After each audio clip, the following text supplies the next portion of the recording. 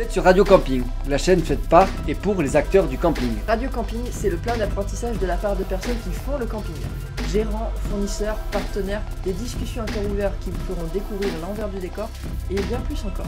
Nous sommes Johan et Pamela et nous vous invitons à partager ces moments privilégiés avec nos invités. Ce contenu est rendu possible par Geektonic, l'agence web et ad spécialisée dans la commercialisation de camping depuis plus de 10 ans. Si vous aussi vous souhaitez faire décoller vos ventes, rendez-vous sur www.geek-tonic.com ou sur nos réseaux sociaux en tapant Geektonic Biarritz.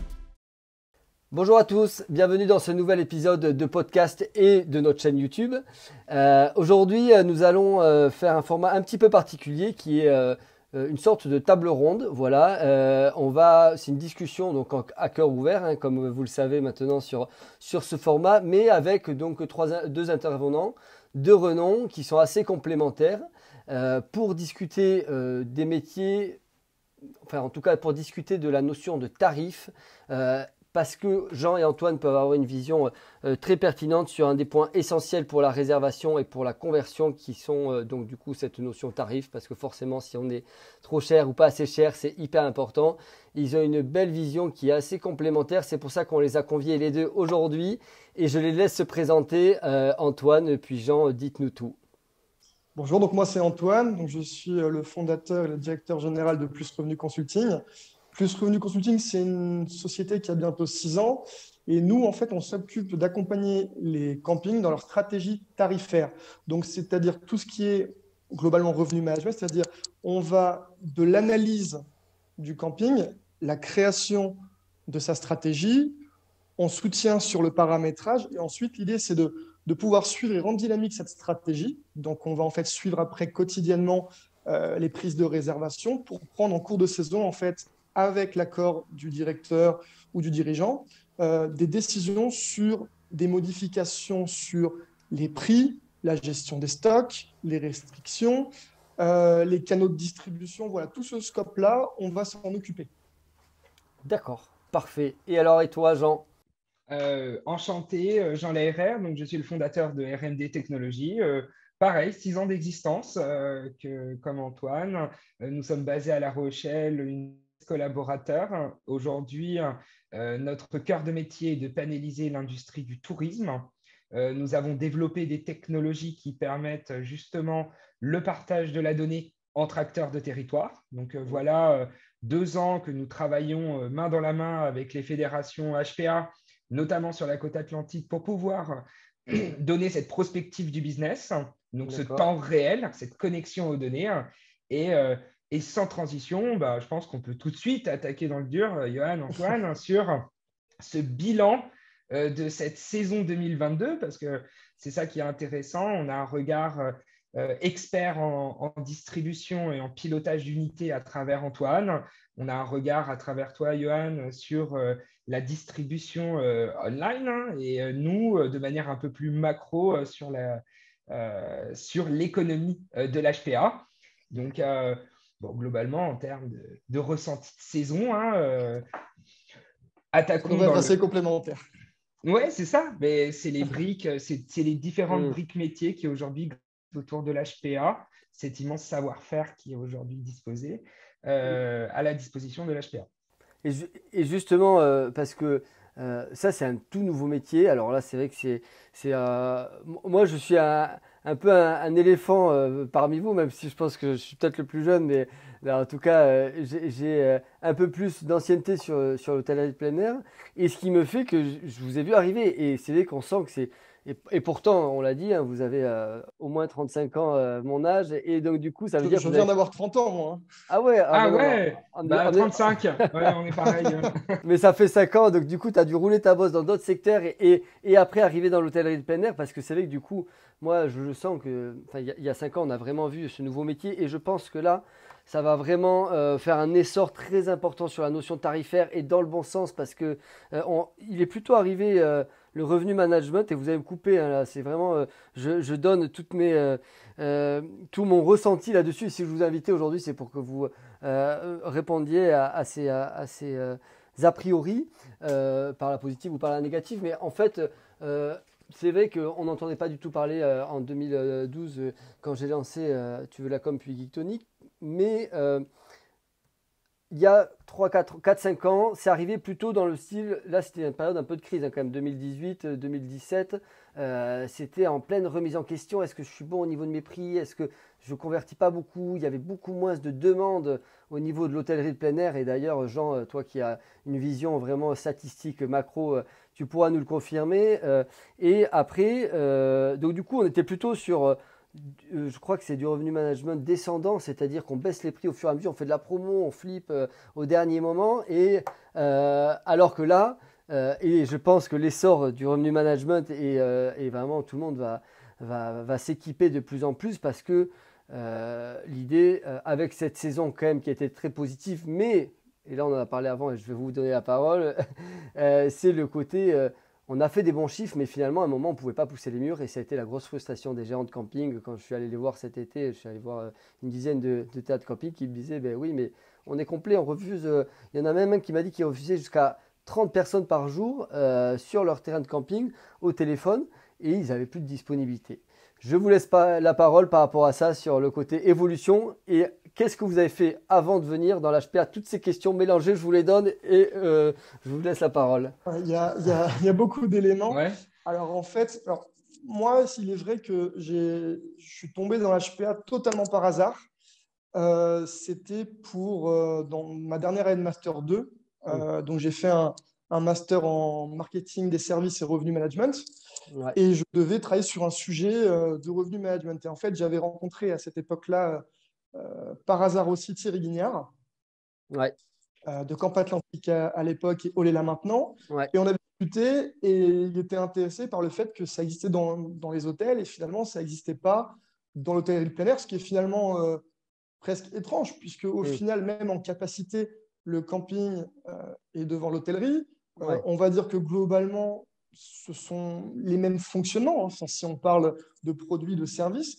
Donc, c'était vraiment étrange de voir que ça n'existait pas. Et donc, en fait, j'ai passé une année à étudier le sujet et à le présenter. Et à l'époque, je devais créer un rapport et créer un outil d'aide à la décision qui serait remis à Camp Atlantique. Et en fait, ce qui s'est passé, c'est que le jour de la présentation, j'ai appelé Thierry et je lui ai dit, écoute Thierry, je pense qu'il y a un truc à faire. Alors moi, le truc, c'est que j'étais déjà embauché en stage et après j'ai continué, j'étais embauché chez Accor Hotel. D'accord. Ouais. Pour justement aller faire du revenu même sur une quinzaine d'hôtels chez un franchisé. Et en fait, je me suis dit, bah, écoute, moi, juste finalement par intérêt, je vais étudier le truc, je vais continuer, je vais faire une année où je vais, entre guillemets, travailler sur le sujet si tu m'autorises. Et en fait, j'ai travaillé sur le sujet. Ça a hyper bien marché, ça a été des résultats hyper probants. Et du coup, après quelques années passées chez Accor Hotel, quand j'ai senti que finalement, j'étais prêt en tant que revenu manager, j'avais appris ce que j'avais à apprendre on va dire, un très gros groupe où on va dire qu'on fait du revenu management quand même de haut niveau. Je me sentais prêt du coup à passer à... Et finalement, je me sentais aussi légitime. Tu sais, j'étais très jeune, j'avais 24-25 ans et tu sais, je me disais, je vais arriver dans un milieu que je ne connais pas avec le revenu management. Il faut que j'arrive, si j'arrive, avec une légitimité qui n'est pas à discuter. Donc, j'ai préféré faire mes années et quand je me suis senti prêt, j'ai lancé la société et voilà où on en est aujourd'hui, 5 ans et demi plus tard. Ça marche. Et toi, Jean, d'où tu viens? Alors, d'où je viens, je suis tombé dans le RM assez jeune aussi. Hein. J'ai piloté des très beaux hôtels à Paris, des palaces et des hôtels indépendants. Moi, je suis pas dans... Antoine a une grosse expérience de structure groupe. Moi, c'est plutôt des maisons de type indépendante. Après, j'ai piloté des hôtels extrêmement connus, hein, le Negresco à Nice, des hôtels en Suisse, à Compiègne, bref, à différents endroits de France, avec une frustration très importante, c'est que les distributeurs, les OTA, détenaient énormément de données et pas les hôteliers. C'est comme ça que est né RMD, hein, c'est le manque de données. Et du coup, quand on ne dispose pas de données, quand on est en charge dans des univers très agressifs, hein, Antoine le connaît très bien, c'est aujourd'hui, tu as besoin d'avoir un market manager qui te fournit de l'information de marché pour essayer de mieux le comprendre. Et ça, c'est tout le pouvoir des distributeurs. Et ça se fait au détriment du direct. Ce qui est complètement l'opposé du système des campings qui ont réussi à rendre assez étanches justement ces points de distribution. Bon, il faut le faire avec mesure aussi, il ne faut pas non plus faire n'importe quoi, mais il y avait des vraies questions. Et on est tombé dans l'HPA parce qu'on avait monté un logiciel justement hôtelier de partage des données. Il se trouve que la Fédé du 17 est venue nous voir, donc de Charente-Maritime, est venue nous voir, on me dit c'est génial, on aimerait le monter pour vous, avec vous, on vous file nos données et tester quelque chose. On disait oh là là, qu'est-ce que c'est? Et bien finalement, ça a été une véritable surprise. On n'imaginait pas de tels réservoirs à valeur. Parce que les campings, contrairement aux hôteliers, travaillent énormément leur qualité de service. Donc, de la valeur, il y en a à crever. Pour l'instant, au niveau des prix, ils sont encore bien en deçà de ce qu'ils pourront faire dans l'avenir. Ils ont toutes leurs ailes de saison à aller développer. Il y a plein de mix potentiels. Pour l'instant, le gros de leur business se joue en juillet-août. Et justement, sur l'observation, c'est ta question, Johan, c'est nous, on a beaucoup analysé comment se construisaient les montées en charge. Alors, ça dépend des destinations, bien évidemment. Mais globalement, certains campings étaient contents d'être remplis 4 à 5 mois à l'avance. Alors, le revenu manager en moi était en hérésie. Il dit, mais ça veut dire que tu refuses des centaines, des milliers de gens. Je suis content, mon planning est blindé. Mais c'est que tu n'es pas assez cher. Ouais. Ouais, mais je ne veux pas voler mes clients. Ce n'est pas le sujet. Le sujet, c'est que tu as un investissement, tu as une valeur de service, donc tu as un prix. Le reste du temps, c'est de la promotion pour attirer tes gens. C'est comme ça qu'il faut le penser. Pas à l'inverse. Je ne monte pas, c'est comment je descends. Et cette pratique est saine. Et aujourd'hui, elle est un peu diabolisée parce qu'il y a une mauvaise pratique sur le marché, de l'hyper-réactivité. Donc, il faut pouvoir être réactif à la montée en charge. Et aujourd'hui, comme tu l'as dit tout à l'heure, Johan, tu as vu cette pratique arriver, et avec des gens non professionnels comme Antoine, dont c'est le métier, c'est que globalement, c'est « Oh, je suis vide, je vais faire une promo. » Ouais. Wow, wow, wow, wow, wow, wow. Non, c'est pas comme ça. Et tes clients qui ont payé plus cher avant, qu'est-ce que tu leur expliques? Bref, il y a une évolution qui est en train de se mettre en place. Cette industrie est mature, ne commence tout juste, à toi qui as un peu plus de recul, mais nous, de ce qu'on en voit, elle commence à toucher enfin la vraie croissance, la véritable ascension. Maintenant, le sujet étant, c'est où sont les dérives de demain? Parce que nous, on a le background d'une hôtellerie qui a 20 ans d'avance sur le sujet. Qu'est-ce qui va se passer? On va communiquer que le taux d'occupation, oh là là, il est énorme. Les réservations ne font que grossir. Qui n'en auront pas de ces réservations. Oh, bah merde. Elles sont allées où ces réservations? Elles ne sont pas allées chez moi. Ah bah oui. Bah, si je faisais appel à des distributeurs pour essayer de me remplir, parce que je n'y arrive pas moi-même. Ah, et là, la boîte de Pandore est en train de s'ouvrir. Et c'est la notion de la mesure, tu vois, pour ricocher sur ta deuxième question, qui était donc la saison. Qu'est-ce qui s'est passé? Elle a été en croissance? Ben non. Non, ce n'est pas vrai. Aujourd'hui, on est à périmètre constant de taux d'occupation par rapport à 21 et par rapport à 19. Donc, c'est faux. On est à périmètre constant. Alors, sauf si d'un coup, tous les gérants de camping de France ont agrandi de 30% leur inventaire, peut-être, j'y crois pas trop, mais en tout cas, il n'y a pas eu 30% de plus de réservations. Non, c'est faux. Je suis plutôt en phase. C'est vrai qu'on entend beaucoup de saisons exceptionnelles. Je pense qu'il faut aussi replacer le contexte. On sort de 3 années quand même bien galères. On va pas se mentir. Enfin, galère, on a eu un très bel été, par exemple, en 2021, etc., mais on n'a pas une saison complète, en fait. Et ce qui s'est passé, c'est qu'entre 2019 et maintenant, on a eu, finalement, grâce au Covid, c'est triste, mais grâce au Covid, une explosion de la haute saison qui a pu quand même maintenir ses prix entre 2020 et 2021. Et globalement, on a tenté de les maintenir sur 2029, voire encore de les augmenter, mais on y reviendra. Et on retrouve en fait une basse saison qui, oui, par contre, effectivement, s'est améliorée parce qu'il y a de meilleures pratiques, il y a une nouvelle clientèle, etc. Mais moi, tel que je le vois, par exemple, cette année, je trouve qu'effectivement, c'est une bonne saison. C'est une bonne saison. Quand nous, on prend un camping, en général, il fait de bonnes croissances. Alors après, il y en a toujours qui en feront beaucoup plus et d'autres beaucoup moins, mais globalement, on est sur des croissances qui sont très bonnes, surtout que si on prend un camping qui fait pendant les 4 dernières années, il stagne, il fait 2%. Si d'un coup, on arrive déjà à réactiver de la croissance, c'est bien et ça va aller crescendo. Maintenant, si on regarde bien la saison, elle a été bonne en basse saison, mais pas si facile que ça non plus. Il n'y a pas une explosion en basse saison, même si elle est revenue. Donc forcément, c'est du revenu additionnel par rapport à 2021. Mmh. Si on regarde l'été, en 2021, moi j'observais en mai-juin une explosion parce que tout le monde savait qu'on pouvait partir en vacances. Ouais. Donc effectivement, là, tout le monde avait réservé. Et effectivement, du coup, il n'y avait pas le ressenti de faire des promotions parce que tout le monde a réservé d'un coup. Cette année, on n'a pas eu cet effet-là.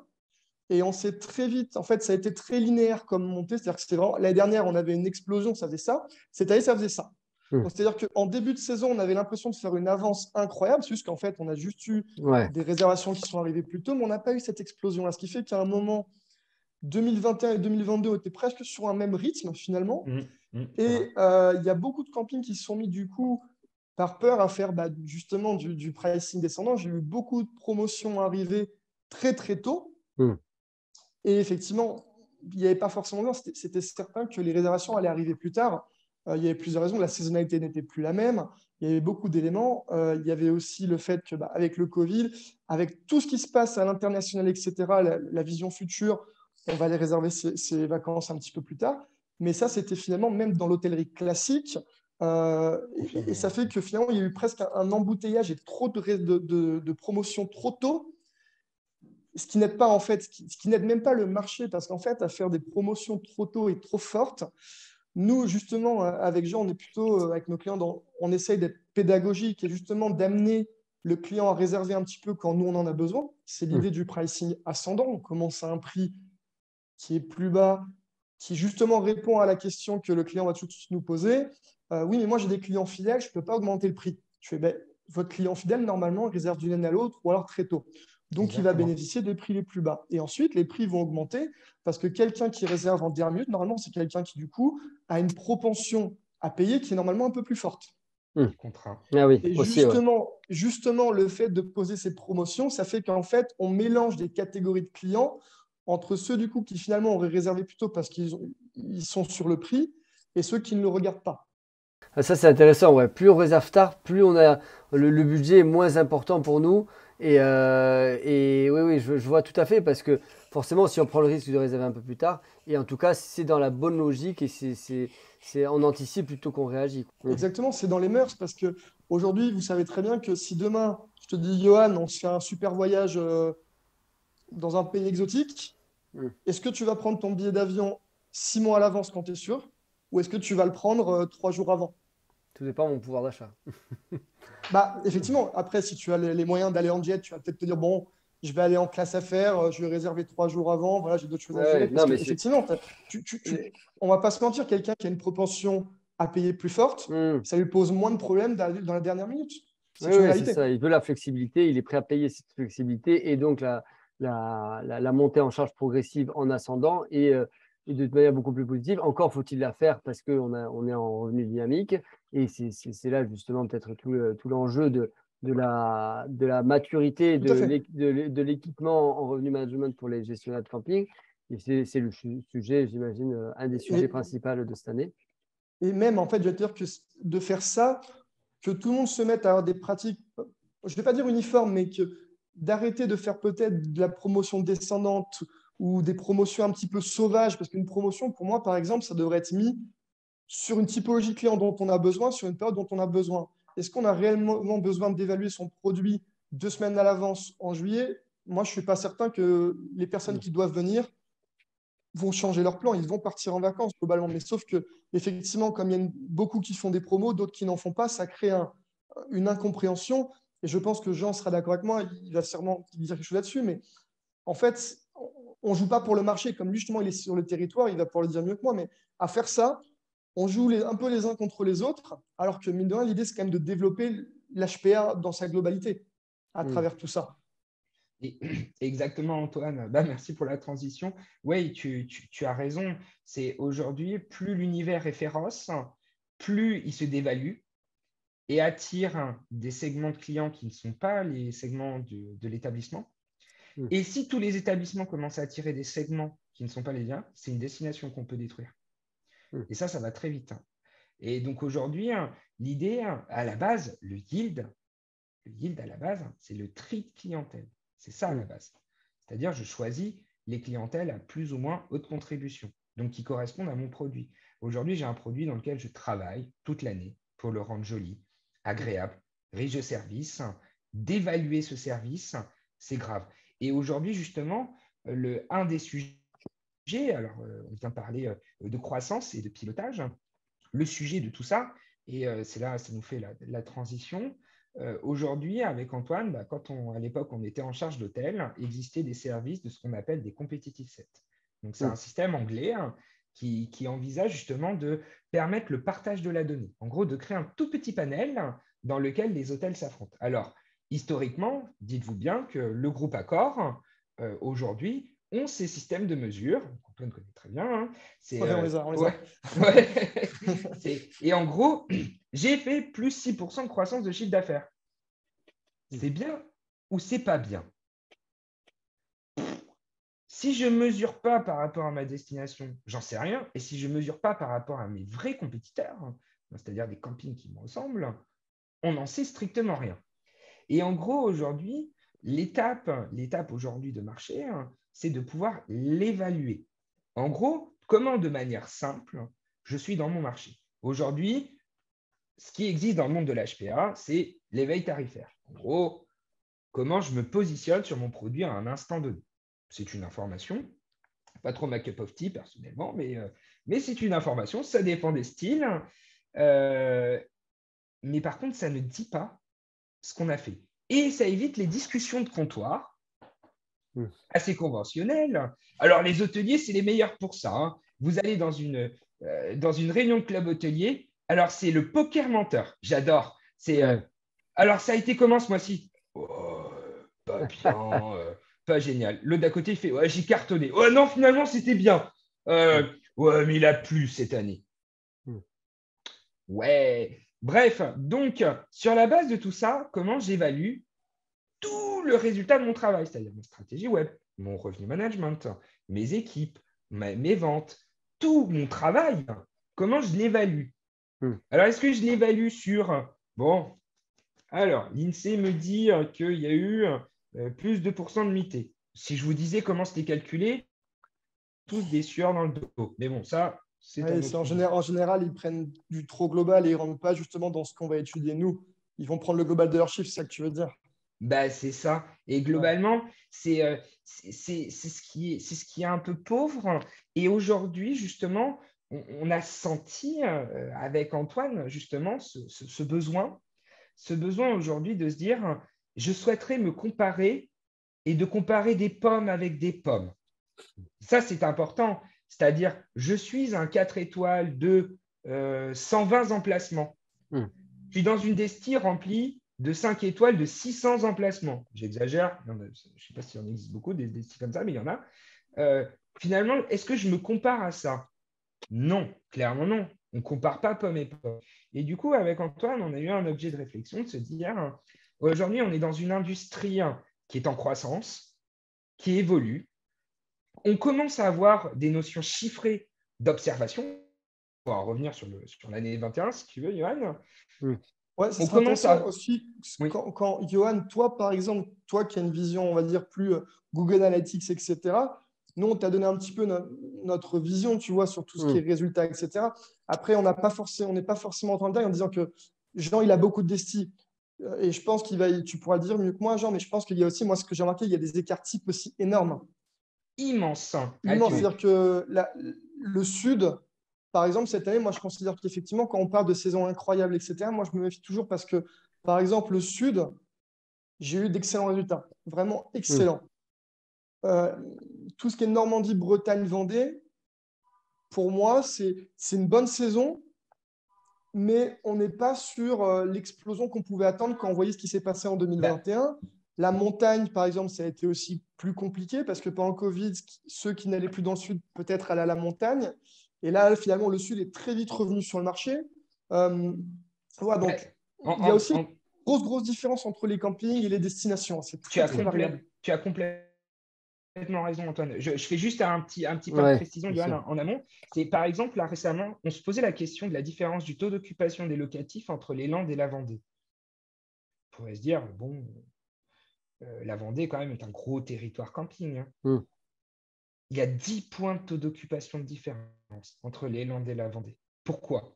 Parce que la Vendée, 99% de leurs clients, c'est des Français. D'accord. Dans les Landes, ils ont Ouais. 25% d'étrangers dans leur locatif. Mm. Alors ça doit être connecté à de la stratégie digitale et aussi de la lecture de destination. Mais quand Antoine dit qu'il y a des différences entre les territoires, les écarts types, c'est monstrueux. Mm. C'est monstrueux. Et donc, en taux d'occupation, des folies, sauf sur les emplacements où les étrangers sont de retour. Ça, c'est vrai, il y a une vraie progression. Mais là où 80% du business se fait sur les locatifs, il faut être lucide, hein, chiffre d'affaires. Bon, bah, pas pour tous, mais pour la plupart. Ce qui s'est passé, c'est que c'est le prix moyen qui a évolué. Mais Mm. le prix moyen, il n'a pas évolué de la même manière en fonction des territoires. Oui, après au niveau des tendances, c'est vrai que euh, de toute manière, on ne peut pas nier qu'il y a des flux de population qui sont énormes et ça, euh, d'où l'intérêt, tu vas nous dire si tu fais ça aujourd'hui, Jean, mais d'avoir vraiment, alors il y a des competitive sets sur du local, mais ça va forcément donner de l'information locale et qui sera plus viable parce que nous, on s'est toujours un peu battu pour réfléchir aux conjonctures, parce que la conjoncture, c'est vrai que les périodes cycliques, elles sont impressionnantes. Et là, on le voit parce que quand on arrivait, nous, dans 2013-2014, il y avait un coup de bambou. Après, ça avait recommencé 2016-2017. Mais vraiment, on se disait, mais est-ce que le camping va pas être has-been et ne plus être une destination? Il y avait beaucoup moins de demandes. Et là, par contre, Covid, télé, médias, fédé, enfin en tout cas, il y a énormément de phénomènes qui font que on n'entend que parler de camping. Et puis il y a aussi la montée en gamme des hôteliers, enfin des campings qui arrivent à attirer de nouvelles clientèles, les Français qui restent en France, qui ont redécouvert leur territoire. Enfin, il y a plein de facteurs macroéconomiques et sociaux qui font que c'est dynamique. Alors vous dites qu'il y a l'INSEE, mais c'est vrai que l'INSEE, j'ai pas l'impression très branchés hôtellerie de plein air et en tout cas, j'ai jamais trouvé de chiffres très intéressants. Donc du coup, on arrive à alors nous aussi, on fait de la discussion de comptoir. Donc là, on essaye. Vous, je pense que vous n'aimez pas ça parce que vous êtes des matheux. Et c'est vrai que moi, c'est pour ça aussi, on a parlé de l'API. Nous aussi, on a sorti des stats globales sur tous les statistiques Google Analytics de nos clients. Pour revenir là-dessus, alors on a du mal à faire vraiment des stats géolocalisées. Nous, on sait sur le global, sur le territoire. Alors là, on est en train d'essayer d'isoler de découper la France en quatre là-dessus, parce que quand même il y a des flux entre la Méditerranée. Ah non, mais il y a trop de monde, c'est trop chargé, c'est trop cher, donc on va aller en Bretagne, sur la côte atlantique. Donc on sent, il a fait mauvais une année en Bretagne, donc finalement on va repartir au sud l'année prochaine. Il y a des grands phénomènes comme ça que vous allez pouvoir plus identifier, que les fédés aussi identifient. Et ça, Jean, je pense que c'était aussi ta mission quand tu as bossé avec les fédés, tu vas nous en parler. Mais en tout cas, c'est vrai que c'est hyper important. Et ça, si on peut alléger l'esprit des gens à se dire, ok, je suis dans le vrai, je suis pas dans le vrai, c'est normal. Et c'est vrai que nous tous, acteurs du camping, on a du mal à avoir des chiffres réels et on essaie de sortir ça avec nos outils divers. Ah bah c'est le bon point, Johan, hein. C'est aujourd'hui justement tout l'écosystème de l'HPA essaye de rentrer dans des phases de mesure et de connaissance finalement du consommateur. Il s'agit de ça, hein. C'est aujourd'hui le consommateur, il vient d'où? Il achète quand? Il achète à combien? Et qu'est-ce qu'il achète? Quand même, finalement, on parle de marketing, hein, quand on y réfléchit. Ça transcende même nos métiers divers, parce que ça concerne finalement tous les pans et tenants et aboutissants de l'HPA. Et justement, ce besoin, c'est aujourd'hui de pouvoir créer des liaisons de données, hein, pour justement faire ce que tu viens de dire sur Google Analytics. Donc c'est vrai qu'avec Antoine, on a imaginé la construction de ce service, hein, c'est-à-dire d'utiliser une technologie qui redresse la donnée. Il y a un petit sujet. Et de créer du coup la capacité justement à générer donc une compétition, un panel concurrentiel qui permet justement de développer aussi une micro-connaissance. Parce que ce que tu disais, tu vois, c'était des grandes tendances. Donc ça, c'est ce qu'on fait chez RMD nativement, qui sont utiles, bien sûr. Mais aussi, là, nous, on pense qu'on est rentré dans une phase de maturité de l'industrie où il faut que tu développes une connaissance très fine de ton marché, de ton panel concurrentiel. C'est ça le sujet. Et tu vois, dans l'hôtellerie, Antoine pourra en parler, je ne sais pas si tu as eu du portefeuille parisien, mais euh, euh, ouais, voilà. En fonction des arrondissements, rien à voir. En fonction, tu es du bon côté du périph', rien à voir. Et tu compares pas un Pullman Montparnasse avec un petit indépendant de 20 chambres. Voilà, je résume le sujet grossièrement. Pourtant, la Stade de Paris était pas génial, mais assez correct, Antoine, je pense. Hein, tu vois, sur les KPI, c'était assez correct. Hein, taux d'occupation, prix moyen, bon, ça va à peu près. Hein. Bon, moi, je trouvais ça très pauvre hein, parce que du coup, hein, on manquait d'informations de tendance, c'est-à-dire d'être dans une prospective. Hein. Et du coup, hein, bah voilà, si demain tu rends compte à ton propriétaire ou toi-même tu es propriétaire, tu te rends compte de ta propre activité, hein, de te dire, bah ouais, j'ai fait plus 4, mais sur mon marché, on a fait plus 7. C'est pas le même délire. Ou j'ai fait plus 7 quand le marché a fait plus 4. Là, c'est de la vraie performance. Ce qu'on appelle, nous, dans notre jargon anglais, le RGI. Donc ça, c'est le truc, on va pas employer des gros mots. Et en gros, le taux d'occupation cache trop de choses. C'est pas bon, Théo. Nous, on parle, avec Antoine, on s'est beaucoup posé la question du revenu par locatif. Parce que finalement, le revenu par locatif, tu vois, Johan, dans l'hôtellerie, on parle beaucoup de RevPAR. Alors, le RevPAR, c'est donc ton revenu par chambre. Donc, nous, on trouvait plus adapté de parler d'un revenu par locatif, qui est ni plus ni moins que la composante de deux choses structurantes, le volume, la valeur. Mais quand tu parles d'explosion de demande, Johan, si tu relativises à l'échelle de la saison, on parle de quoi? 35% de Théo? Alors peut-être qu'on parle... Sur une saison ouverte, 35% de... Ça, c'est une donnée. Ouais. Si tu parles de la durée sur laquelle une location... D'avril à fin septembre, tu vois. D'accord, ouais. 35%. Sur la période d'ouverture, tu veux dire? Ouais, sur période d'ouverture, 35. Donc, une bonne marge de progression, alors. Ouais. Bah, même les hôtels les plus mauvais que je connais, dans des environnements où il se passe rien, c'est 55 de Théo à l'année. D'accord, ouais. Ok. Donc là, il Ouais, faut mais dynamiser. après, il Bah, faut relativiser sur qui sont les clients hôteliers. C'est-à-dire que dans l'hôtellerie, tu as aussi une grosse clientèle loisir, mais tu as aussi une clientèle business. Oui. Tu es dans il y a des centres d'affaires, alors que dans l'hôtellerie de plein air, on va tu pas as- se mentir, tu n'as que du loisir globalement. Là, il a peur tu as raison, mais qu'on vienne le voir et on lui dise... je suis un peu provocateur exprès, mais tu as raison. C'est pas les mêmes mix. Mais aujourd'hui, les hôtels de plein air. Reprenons cette verbatim. Hôtels de plein air. Ok, ils sont dans des destins. Mais aujourd'hui, qu'est-ce qui les empêche de faire des taux d'occupation énormes sur des samedis, sur des vendredis, tout au long de leurs ailes de saison?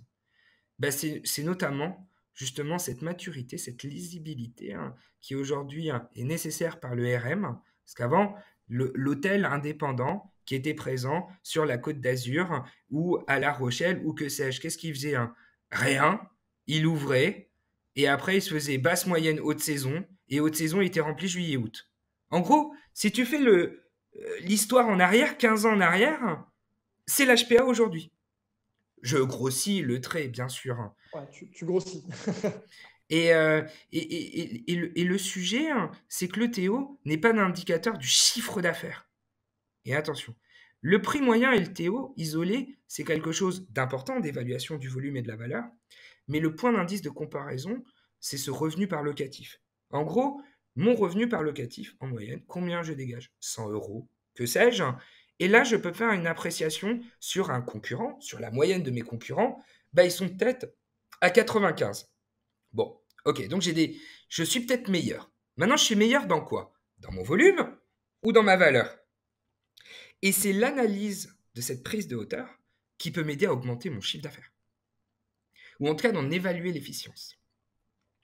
Et ça, c'est aujourd'hui, en termes de connaissances, pour les auditeurs, c'est ce qui se fait depuis plus de 15 ans dans l'hôtellerie. C'est ce que je pense que nous allons pouvoir proposer au monde de l'HPA. De cette proposition de valeur qui à la fois est gage de sécurité, parce qu'aujourd'hui c'est anonymisé dans un panel. En gros, on ne sait pas qui fait quoi. Je choisis qui je veux dedans, mais je ne sais pas qui fait quoi. Et justement, je peux enfin prendre cette mesure de savoir si je prends des bouillons, si je m'apprête à prendre des bouillons, ou si au contraire je suis en ascension. Et aujourd'hui, tout le regard d'expert d'Antoine, justement, sur la construction d'une stratégie, Le point, c'est qu'aujourd'hui, on le regarde sur soi-même et sur son passé. Là, l'idée, c'est de prendre de la hauteur sur moi-même et mon univers concurrentiel. Antoine, peut-être tu veux compléter? Non, non, globalement, c'est ça. Après, là, tu parlais justement de l'avenir, de l'HPA, ce dont vers quoi on doit aller. Effectivement, aujourd'hui, quand on parle de résultats, et c'est une saison qui est un peu charnière là-dessus, tu en parlais, Johan et Jean aussi. Aujourd'hui, on est sur des résultats, on nous parle de résultats, mais on n'arrive pas à savoir quelles sont nos performances réelles. C'est-à-dire qu'avoir un chiffre d'affaires, c'est bien. On ne va pas se mentir, quand on a un business, qu'on fait une augmentation de 10%, 12%, etc., c'est bien. Personne ne vous dira que c'est mal. Maintenant, c'est dire demain, dans un environnement qui est de plus en plus concurrentiel, c'est qu'est-ce que je fais de cette donnée? Est-ce que parce que j'ai fait 12%, entre guillemets, je peux me reposer sur mes lauriers? Ou est-ce que 12%, non, 12%, je peux encore aller plus loin. Et l'idée demain, c'est effectivement le revenu management doit permettre au camping de vraiment situer leur performance dans un univers concurrentiel restreint, c'est-à-dire qu'un camping pourrait se comparer dans sa zone à ses principaux concurrents. Alors attention, Jean gère la donnée, etc. Bien sûr, il y a des termes légaux. Quand un camping va comparer ses résultats à un panel, etc., tout doit être anonymisé. On ne doit pas savoir à qui on se compare, ou en tout cas qui est qui. Ça, c'est une donnée très importante.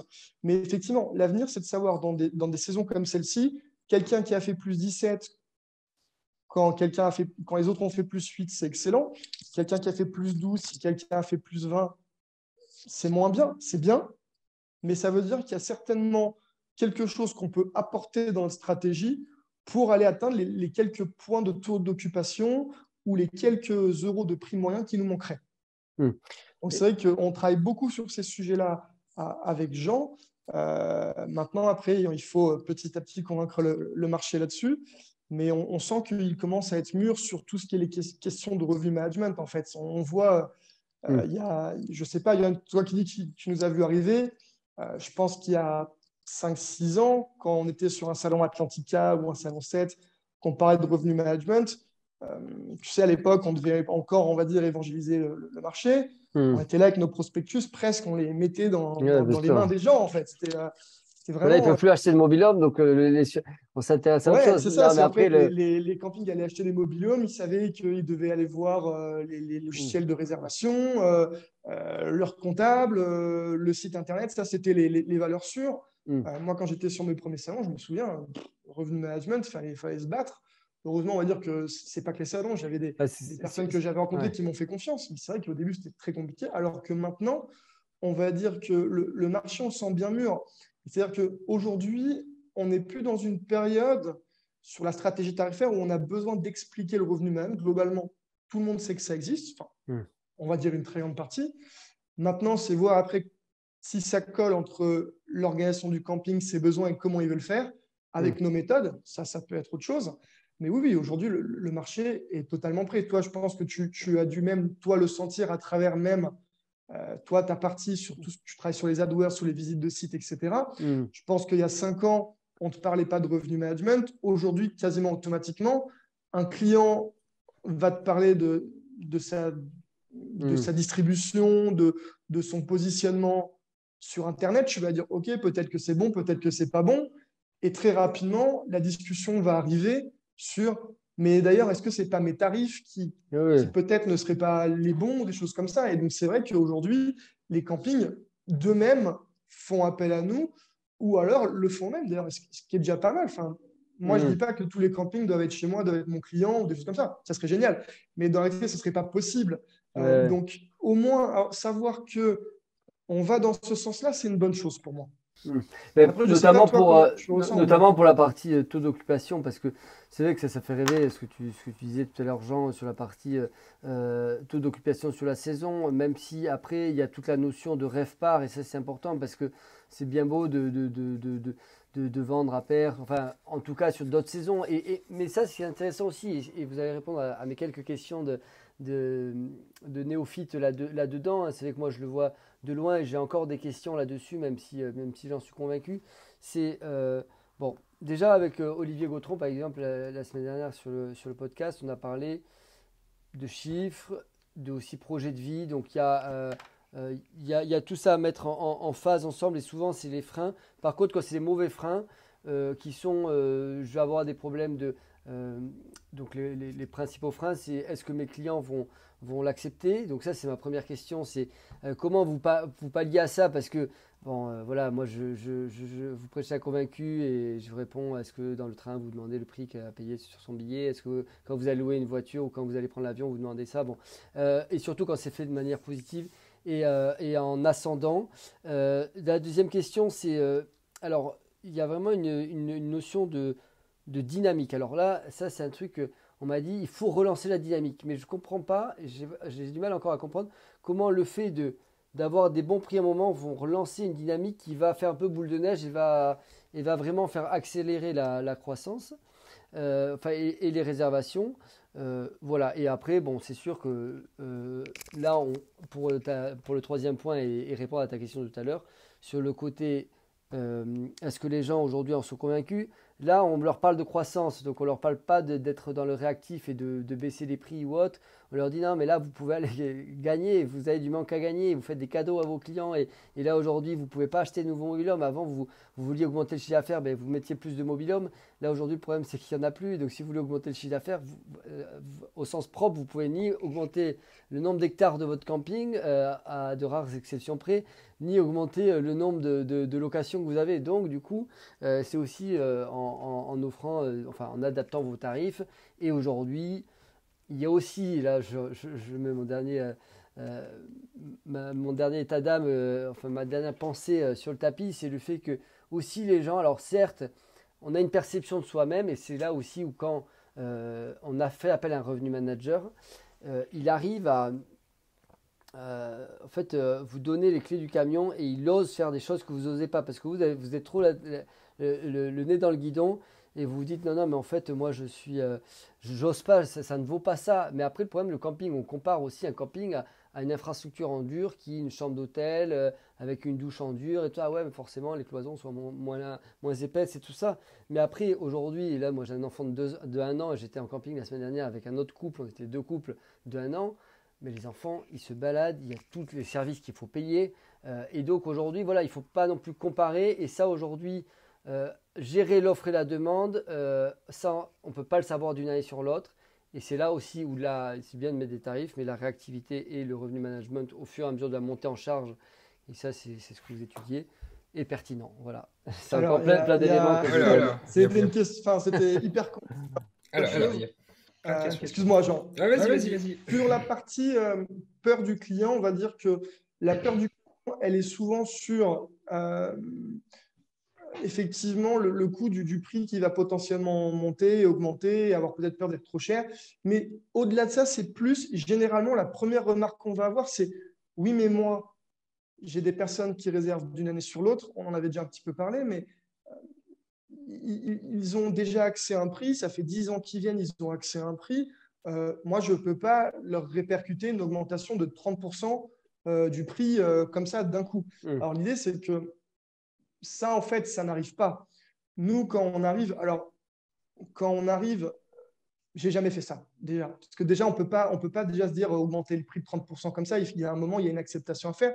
Il faut se dire déjà replacer effectivement le camping dans son contexte, savoir comment il fonctionne, par qui il est géré, comment il est géré, c'est d'analyser qui il est en fait. On essaye le revenu man, c'est créer une carte d'identité du camping et à partir, dès qu'on a l'identité du camping et son fonctionnement, c'est à travers beaucoup d'études de données, d'études de chiffres, c'est arriver en fait à quelque chose qui est juste logique au départ en fait, finalement. C'est-à-dire que oui, on va faire beaucoup de choses qui peuvent paraître mathématiques, mais ne pensez pas que le revenu management, c'est passer son temps à faire des chiffres, à faire des calculs. À un moment, c'est une notion marketing, c'est de reprendre quel est le produit, c'est de le mettre en parallèle avec ses résultats, avec une grille tarifaire, et c'est en fait prendre des décisions pour la suite, des décisions qui peuvent en fait bouger en cours de saison, parce qu'effectivement, une entreprise a pour vocation à changer de stratégie quand on s'aperçoit que la stratégie peut être améliorée ou qu'elle ne fonctionne pas d'ailleurs. Ça peut arriver aussi qu'on se trompe. On n'est pas on n'est pas des devins, donc on ne peut pas le savoir. Mais l'idée, c'est quoi? C'est Le taux qu'on sur part 4 mois de avec commercialisation, c'est hyper. Ça aussi, c'est une donnée qui. Alors, Voilà, aujourd'hui. il est vrai qu'on a, entre guillemets, pas le droit à l'erreur, mais en réalité, si on a un revenu manager, enfin, digne de s'appeler revenu manager, j'ai envie de te dire, ça n'arrivera pas globalement.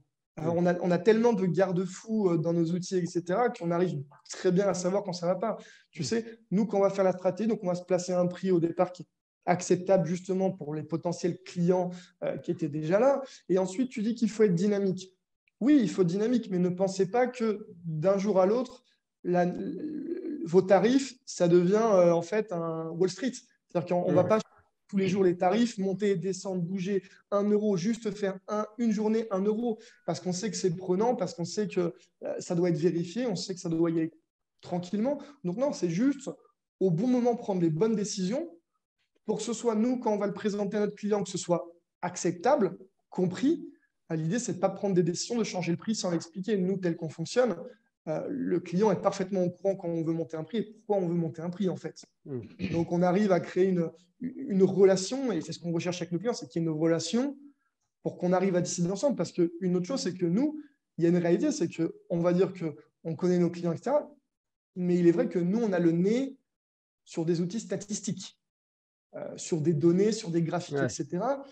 Et être aussi sur place et avoir un ressenti sur place, vous savez, les coups de téléphone, etc. Nous, on ne le voit pas. On peut avoir effectivement, par exemple, grâce à toi, on peut avoir les accès au Google Analytics, savoir comment le site fonctionne.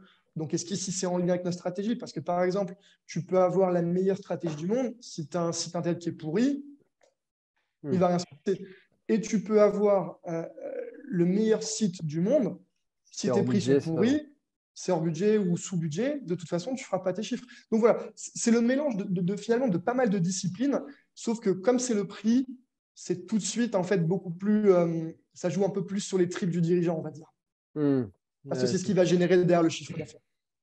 Mais sur la notion dynamique, voilà, après, globalement, c'est dynamique, on va dire comme ça doit être, mais c'est jamais trop dynamique. Il faut trouver un juste milieu. Et les gens aussi, ils gèrent parce que ils gèrent aussi les avis clients, les retours et tout ça. Parce que faire une vente, on pourra toujours en faire une sur plein août. Alors, c'est sûr, c'est bien, et je suis partant d'augmenter les prix en août parce qu'on voit qu'il y a un goulet d'étranglement et qu'aujourd'hui, les gens prennent de plus en plus leurs vacances. Donc, forcément, il faut adapter l'offre et la demande. Mais c'est vrai qu'à des moments, si on est hors budget, je l'ai entendu, c'est aussi plusieurs fois, si on est vraiment sur des prix qui sont vraiment délirants, même si on fait de la vente parce qu'il y a de la demande et on est les seuls à avoir encore de la dispo à cette période-là, ça va créer aussi un décalage sur la qualité perçue. Donc, c'est vrai que, et ça, je pense que ça, les gérants peuvent vous le dire aussi, bon, on y va ou on n'y va pas parce que, voilà. Et parce ça, parfois, c'est une discussion qui est, parfois, c'est pas validé, parfois, c'est validé. Ça arrive aussi qu'on ne soit pas d'accord, mais le gestionnaire, de toute façon, a le dernier mot. Mais après, sur la notion, tout à l'heure, quand tu as donné ton exemple, c'était toujours l'exemple de j'ai refusé 300 personnes. Mais il y a aussi parfois, je n'ai pas de coup de fil parce que justement, je suis hors. Et ça, Jean, il peut le voir aussi, il le voit aussi parfois. Quand il voit qu'un camping, par exemple, Jean, tu l'expliqueras mieux que moi, mais si tu vois qu'un camping sur son marché, en fait, a beaucoup de retard sur son chiffre d'affaires, mais qu'à côté, il a peut-être un prix moyen qui est juste déraisonnable, tu vas très vite le voir aussi. Parfois, ça arrive aussi d'être hors marché, d'avoir une vue peut-être trop belle ou pas forcément trop belle, mais se dire non, c'est ça les prix, alors que c'est pas vraiment ça. C'est aussi dans la construction tarifaire qu'on peut faire. Oui, de toute façon, dans les faits, je ne vois pas les données des campings, mais je les regarde plutôt à échelle de Desti. Mais par contre, c'est vrai que le camping prend de la hauteur, en effet, sur ce sujet, tu as raison. Si en définitive le prix moyen devient désaxé à la demande. Donc, mais ça peut être des stratégies aussi.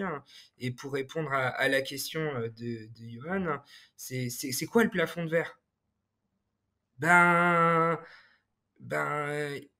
Il n'existe pas le plafond de verre. Si, la réputation est un plafond de verre. C'est ce que j'allais dire. On va dire à partir du moment où il y a vraiment des plaintes et qu'en plus de ça, ça ne réserve plus, bon, là, c'est qu'on est certainement arrivé à un moment où on doit juste peut-être... il y a un moment, on ne peut pas toujours être en croissance aussi. Non. Jean, tu seras d'accord avec moi? Mais c'est la beauté du métier de RM, c'est de mettre en tension un produit avec un prix. C'est de le mettre en tension. Jusqu'à arriver à une limite. où le métier le plus important après le RM, enfin, dans notre construction de croissance, c'est la qualité. C'est-à-dire comment je vais réinjecter par de mes investissements, mon travail, de nouveaux points de création de valeur pour remettre un jalon de croissance dans le RM. Et ce qui est bien dans l'HPA, c'est qu'il y a 15 ans de travail sur la qualité.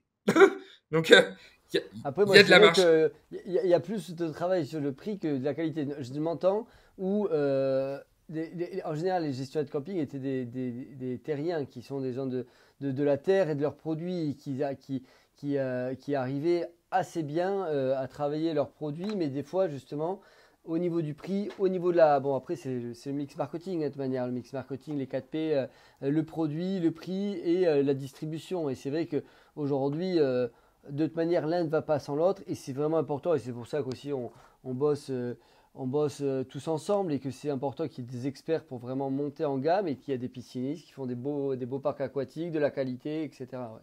Et après, ça se Et c'est très matérialise. important. Et c'est pour ça d'ailleurs que globalement, il est important aussi que des personnes qui proposent des services comme les autres discutent ensemble. Bien Moi, sûr. ça m'arrive de discuter avec des personnes qui ils sont pas dans mon job, mais c'est un truc que si de leur côté ça plante, ça va me poser problème. De mon côté, si ça plante, lui aussi, ça va lui poser problème. Donc en fait, Exactement. on est tous un peu interconnectés. Et c'est là que justement nos services doivent évoluer dans le sens où nous, on doit répondre à des demandes de nos clients qui sont d'optimiser finalement leurs résultats. Mais on doit travailler justement un petit peu ensemble pour savoir comment procéder et réussir à le faire parce qu'on travaille tous un peu les uns pour les autres, mine de rien. Bah, c'est justement l'idée justement de cette chaîne YouTube et podcast, et donc cette chaîne de valeur qui est, par exemple, la semaine prochaine aussi, je dois interviewer quelqu'un qui fait de la réorganisation de camping au niveau piétonisation et au niveau parc aquatique, qui m'a été conseillé par le Camping Magui, qui a fait un travail somptueux là-bas. Je vous invite à écouter l'épisode sur le Camping Magui. Mais voilà, il a travaillé son produit de manière hallucinante. Et voilà, et donc derrière, arriver à comprendre comment on peut faire monter en gamme sur l'ensemble des 4P à un camping. Et c'est tout l'idée du Mais après, je reviens un petit peu sur ce que Jean a tout à fait raison. Clairement, il faut aussi trouver le moyen de rajouter quelque chose qui va faire qu'on va pouvoir monter. Mais en réalité, dans n'importe quel camping, il y a bien un moment où ça devient quand même, on ne peut pas pousser les murs, ça devient quand même un peu compliqué. On peut ajouter du premium, mais est-ce qu'à un moment qu'il y ait du locatif premium, c'est forcément tout bon? Donc, le revenu management, c'est au début où effectivement, on va faire peut-être des croissances très impressionnantes, mais j'ai envie de te dire que ça, c'est presque le plus facile et je pense que Jean serait avec moi. Clairement. Le plus dur, c'est quand on arrive un petit peu au sommet, c'est de se maintenir. Le réel boulot, c'est ça. Ouais. Faire des croissances à 2 chiffres au départ, quand on prend un camping qui n'a jamais fait de revenu management, qui a un beau camping, qui est rempli 6 mois à l'avance, etc. C'est du travail, bien entendu. Mais la croissance, on sait qu'on va la faire. Là où ça devient compliqué, c'est quand tu vois, ça fait 5-6 ans que tu travailles sur un camping, parce qu'il y a certains clients, ça fait 5-6 ans que je les ai. Il y a des créations de valeur, il y a tout ce que tu veux, mais parfois, il y a un moment, on ne peut pas aller plus vite que la musique. Et c'est de le maintenir. Et c'est pas facile de maintenir. Justement, par rapport à ça, à J- combien il faut être rempli? Je sais que ce n'est pas une question sur laquelle on peut répondre, mais... Je réponds pas à ça. Il y a pas... Mais est-ce qu'à 6 mois, il faut être... non, je dis ça parce que justement, on parle du sommeil des gérants de camping, là, donc c'est important. Mais en tout cas, ni trop tôt, ni trop tard. C'est un peu ça l'idée. J'ai envie de te dire, il y a un truc qui est vrai, c'est que c'est quand le gestionnaire est content, en fait. Enfin, si on doit vraiment... si un gérant a une propension au risque, et après, il y a toute cette notion de propension au risque, etc. Voilà. Est-ce que j'ai envie de me risquer à être complet plus tard, ou est-ce que je préfère engranger et je suis tranquille, je sais ce qu'il y a? Moi, je peux le comprendre. C'est exactement ce que vient de dire Antoine pour répondre à ta question. Ça dépend de ta proportion du risque. En gros, pas de risque, pas de profit. Ça, c'est un adage assez clair. Pas de bras, pas de chocolat. Hein. Mais ouais, mais c'est ça. Hein. No play, no play. Ouais, c'est ça. Et en gros, c'est où tu mets la jauge de risque. Hein. Là, il y a des hôtels que je connais cet été. Hein. Ils étaient vides pour le mois d'août à J-15. Je te laisse imaginer l'ulcère. L'ulcère pour le gérant. Mais on va pas vers l'amélioration en plus. Non, mais en plus, la tendance de consommation a tendance à réduire. Donc, les gens réservent de plus en plus last minute. À cause des mauvaises pratiques d'ailleurs. Ce que vient d'expliquer Antoine, c'est le but, c'est d'encourager, de récompenser le client à réserver longtemps à l'avance et de monter. plus vous avez une industrie, et les hôteliers ont été les champions pendant 15 ans, J-7, je suis vide, je baisse mes prix. Du coup, les clients, ils sont vénères, ils sont pas contents, ils ont l'impression de s'être fait piller. Du coup, ça a habitué toute une masse de population à acheter last minute. Ouais, ça. Et c'est de l'éducation. Un client, c'est très bête, ça s'éduque. Je veux ma place dans mon camping et payer pas trop cher, je réserve à l'avance. On va dire que c'est de la pédagogie, c'est un peu violent, éduqué. C'est ça. Ouais, mais le camping qui a été constant chaque année, il a récompensé, il a fidélisé ses clients et ils reviennent chaque année. Et au fur et à mesure, le mec qui s'y prend un peu last minute, il paye très cher son séjour. Et du coup, c'est vertueux. C'est vertueux. Parce que faire... Et c'est la proportion de risque. Ta réponse, Antoine, est la bonne.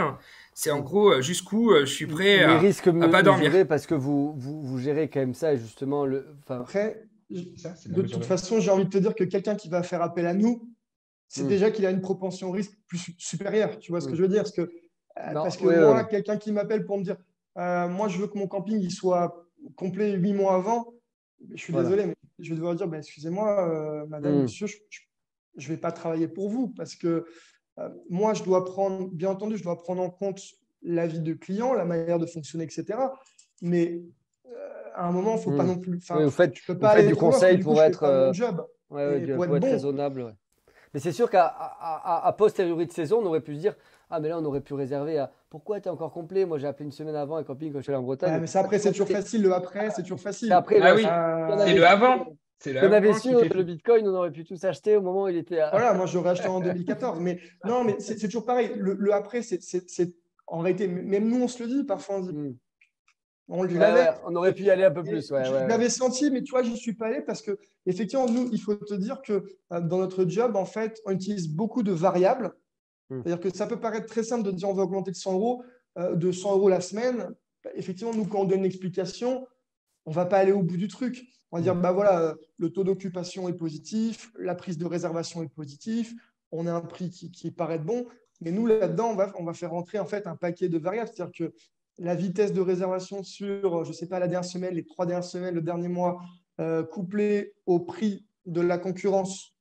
Si on utilise par exemple la veille tarifaire, alors moi je suis plutôt pour la veille tarifaire. Je travaille notamment, en général, j'amène mes clients à travailler avec des prestataires de veille concurrentielle comme Vigimilia par exemple, parce que moi j'ai besoin de ces variables-là dans mes trucs. Ça me permet de gagner du temps en fait. C'est du temps. Et du temps, là, pour le coup, c'est totalement de l'argent dans ce cas-là. Et on va avoir des variables. Et Competitive 7 aussi, avec Focus Camp, vous pouvez analyser justement par rapport aux autres comment ils sont aussi pour moi, donner des datas là-dessus. J'utilise les chiffres de gens, j'utilise les chiffres de Vigimilia. Nous, alors on développe en interne nos outils, mais voilà, je vais ajouter l'intensité de réservation, sur quel type de locatif ça réserve le plus, à quel moment, le prix l'année dernière à la même date. Le volume de trafic sur le site VS. Le volume de trafic, parfois je t'appelle si on a un client en commun, je t'appelle, comment tu le sens, ou alors si j'ai accès au Google Analytics, je me dis, là, écoute, je le sens bien de mon côté. Si en plus de ça, je vois que le site, il y a un trafic qui est monstre, j'ai tous les voyants qui sont ouverts. Après, c'est toujours la proportion risque. Est-ce que si j'ai 2 voyants ouverts, 5 au orange, j'y vais, ou est-ce que j'attends peut-être d'en avoir 4-5 et après tu dis, je le sentais, j'aurais pu y aller. Possible aussi d'actionner voir aussi le plan de com aussi qui est prévu, pouvoir aussi très important. Mais moi, je te dirais jamais que le revenu management fait tout. Attention, nous, parfois, on dit à nos clients, on dit là, on est bon, mais on sent bien qu'on regarde nos chiffres. Tu nous as appelé aussi un peu, vu que tu sais que par exemple avec les AdWords, on peut faire de la dernière minute, tu savais aussi là, il va falloir y aller parce qu'on a un plan tarif aussi qui est ambitieux, donc il va falloir faire la com, ou inversement, on a un plan de com qui est ambitieux, donc des tarifs, vas-y, tu peux y aller, et c'est là-dessus aussi. C'est le lance au monde, parce qu'on sait en plus, tu vois, au moment où on doit faire des AdWords, l'AdWords, c'est pas automatique, il faut le temps que ça prenne, etc. Donc, il y a tellement de choses à prendre en compte. C'est assez automatique, comme dit l'adage, ça pour le coup. Et c'est justement le côté intéressant. On a des délais à peu près à 7 jours et c'est ça qui est intéressant. Mais c'est aussi le faire de manière linéaire au moment où pas tout le monde a actionné le levier en mai-juin. Après, ça marche aussi, mais on va payer 20% plus cher. Oui, ça anticipe un petit peu. Ouais. Je suis maître en ton domaine. Mais c'est vrai que dans ce cas-là, effectivement, nous, on fait confiance aux agences. Mais nous, on alerte nos clients quand on sent que… parce que globalement, on commence… j'ai quand même… j'ai 6 ans d'avant. J'arrive à sentir… quand c'est ma stratégie tarifaire, ça arrive que que je fasse une erreur, que j'ai mal senti un truc. Voilà, ça arrive de prendre des mauvaises décisions. Ça arrive. Ça, il ne faut pas non plus se cacher. Mais en général, elles sont largement aussi contrebalancées par le bon que ça peut faire. Et oui, toutes ces décisions-là, de toute façon, tout est lié. Mais le revenu management seul ne suffit pas. Ça, c'est une certitude. Ok. On est très intéressant en tout cas toute cette analyse. Donc aujourd'hui, sur la saison, pour revenir donc, sur ces éléments, on va aussi pondérer la croissance parce que finalement, et ça c'est vrai que c'était une tendance qu'on a constatée, c'était le côté ça démarre très fort et on pensait continuer, mais finalement, il n'y a pas eu le mai-juin qu'on a eu l'année dernière forcément parce qu'il y avait eu aussi de la montée en charge plus tôt. Donc voilà, tout le monde est très content parce que pour une fois, je pense qu'il y a eu du monde, il y a eu du volume. Mais c'est l'effet retour de la clientèle, d'avoir son camping qui est toute l'année utilisé, etc. Mais il ne faut pas penser que, par exemple, que parce que 2021 a fait un très bon été, parce que 2022 a fait aussi un bon été, on va dire, un bon été plus une basse saison, que l'année prochaine, par exemple, 2023, on peut encore continuer sur des choses comme ça. Je pense qu'il va falloir aussi il va falloir être un petit peu plus calme. On n'a pas forcément des bonnes nouvelles sur tout ce qui est économique. Donc, ça va être toutefois à prendre en compte. D'où la nécessité de le mesurer. De le mesurer pour l'anticiper. Tout à fait. C'est super. En tout cas, tous ces outils que vous développez, Focus Camp et vos activités respectives, on va essayer aussi d'améliorer. On est vraiment dans la même démarche de justement avoir des KPI, des chiffres clés importants, intéressants et globaux sur le territoire pour monter en professionnalisme. Et ça, c'est ce que vous avez senti sur les autres secteurs de l'hôtellerie. Juste peut-être un petit laïus aussi, parce que c'est un point que tu as évoqué au départ, Jean, sur le côté de la paupérisation du métier de l'hôtellerie. Et vous êtes aussi des personnes qui venaient de ce secteur-là. Et je pense que si vous êtes venus aussi sur l'hôtellerie de plein air, parce que vous voyez toute cette richesse, parce qu'on parle beaucoup de chiffre d'affaires, mais aussi il faut voir la rentabilité. Moi aussi, j'ai senti beaucoup une course des fois au taux d'occupation. Et pour pallier à ça, vous êtes plutôt sur le RevPAR que sur le taux d'occupation parce qu'on est quand même sur du chiffre d'affaires. Et même après, en deçà de ça, c'est aussi continuer à s'approprier sa commercialisation, son audience, ne pas tomber dans les travers. Et ça, on pourra même faire d'autres podcasts là-dessus sur peut-être qu'on fera une table ronde avec des gens qui viennent de l'hôtellerie, comme toi, comme vous, comme Thomas Sion aussi, qui est arrivé de là-bas. Je pense que ça pourrait être un sujet à part entière de voir comment lutter contre ça et garder toute son indépendance là-dessus. Et c'est ce qu'on essaye de faire tous ensemble en montant en professionnalisme pour nos gérants de camping. Exactement, mais c'est un très bon mot, de la fin, Johan, parce qu'aujourd'hui, c'est les tenants et aboutissants de plein de métiers qui sont des barrières étanches contre l'intermédiation. Et aujourd'hui, justement, il faut de la connaissance de marché, il faut des pilotes, et il faut aussi des acteurs très forts de la distribution directe, comme toi, pour justement maîtriser sa commercialisation. Et c'est quand c'est pas bien fait qu'on va à la course au taux d'occupation, qu'on va chercher à la course à la promotion, qu'on a besoin de distributeurs intermédiaires. Donc en gros, l'industrie de l'HPA, c'est très bien protégée pour l'instant. Si elle veut continuer, il faut qu'elle continue à progresser avec des domaines d'expertise directement pour eux et non indirects. Parfait. Sur ces mots de la fin, je pense qu'on peut se dire à très vite au salon qui arrive. Au salon on se voit à Atlantica du coup. À Atlantica. À très vite, merci. À très vite, merci.